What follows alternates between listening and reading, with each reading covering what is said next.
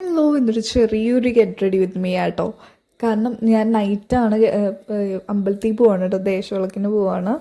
അപ്പോൾ ചെറിയൊരു get ready with me ആണ്. ഞാൻ അനുസരിച്ച് ചെയ്യാൻ തിരിച്ചു വലിയൊരു ഗെറ്റ് റെഡി വിത്ത് മീ പിന്നെ വരാം.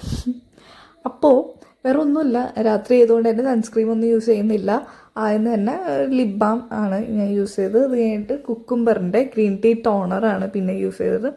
ഭയങ്കര എന്താ പറയുക, ഭയങ്കര കൂളിംഗ് ആട്ടോ അത്. നല്ല എനിക്ക് എപ്പോഴും ഈ ഇങ്ങനെ ഇടയ്ക്കിടയ്ക്ക് ഇത് സ്പ്രേ ചെയ്ത് കൊടുക്കും. നമ്മളിങ്ങനെ ടാപ്പ് ചെയ്താൽ മതി.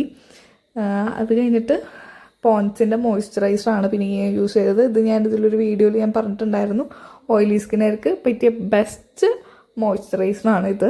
അത് കഴിഞ്ഞിട്ട് ബോഡി ലോഷനുള്ള ഡവിൻ്റെ ഒരു ബോഡി ലോഷനാണ്. അത് കഴിഞ്ഞിട്ട് പിന്നെ ഇതും ഞാൻ വീഡിയോയിൽ പറഞ്ഞിട്ടുണ്ടായിരുന്നു. അത് പറയണേക്കാളും മുന്നേ ഒരു ഇമ്പോർട്ടൻ്റ് ആയിട്ടൊരു കാര്യം പറയാം. നമ്മൾ ബേസ് ആയിട്ടുള്ള കാര്യങ്ങൾ ചെയ്ത് കഴിഞ്ഞ് കഴിഞ്ഞാൽ, പ്രത്യേകിച്ച് സൺസ്ക്രീൻ, മോയ്സ്ചറൈസർ, സെറം, ഇതെല്ലാം ഇട്ട് കഴിഞ്ഞിട്ട്, ഇതൊക്കെയാണ് ബേസ് ആയിട്ടുള്ള കാര്യങ്ങൾ. ഇതൊക്കെ ഇട്ട് കഴിഞ്ഞിട്ട് ഫൗണ്ടേഷൻ ഇടുന്നുണ്ടെങ്കിൽ അതൊരു 10 മിനിറ്റ് കഴിഞ്ഞതിന് ശേഷം, സൺസ്ക്രീൻ യൂസ് ചെയ്ത് കഴിഞ്ഞിട്ട് 10 മിനിറ്റ് കഴിഞ്ഞതിന് ശേഷം മാത്രമേ നമ്മൾ ഈ ഫൗണ്ടേഷൻ ആയിക്കോട്ടെ, കൺസീലർ എന്തും ആയിക്കോട്ടെ നമ്മൾ ഇടാൻ. അതൊരു 10 മിനിറ്റ് കഴിഞ്ഞിട്ട് ശേഷം മാത്രമേ ഇടാൻ പാടുള്ളൂ. അത് BB ക്രീം ആയാൽ പോലും 10 മിനിറ്റ് കഴിഞ്ഞിട്ട് ശേഷം ഇടാൻ പാടുള്ളൂ. കാരണം അതൊന്ന് സെറ്റായി വരണം.